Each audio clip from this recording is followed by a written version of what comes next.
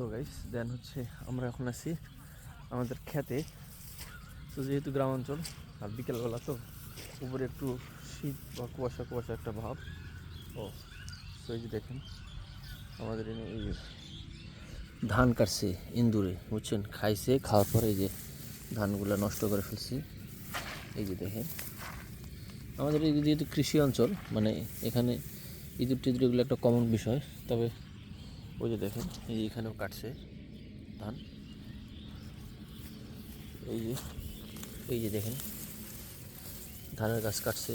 এই যে এই যে ধানের গাছ কাটছে, মানে এই যে দেখেন যে গাছগুলো, এগুলো ইঁদুর কাটছে। এই যে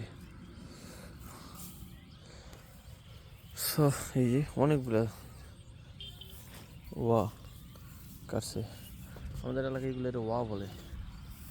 আর এই যে বিকালবেলা মানে আর কি সন্ধ্যার আগ মুহূর্তে ওই যে দেখেন একদম কত বড় জায়গা, মানে সবুজ একটা বিষয় যে দেখতেই ভালো লাগে।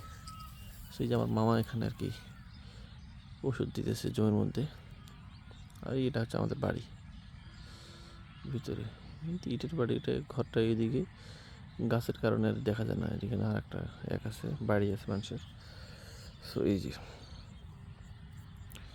একদম একটা ন্যাচারাল ভিউ।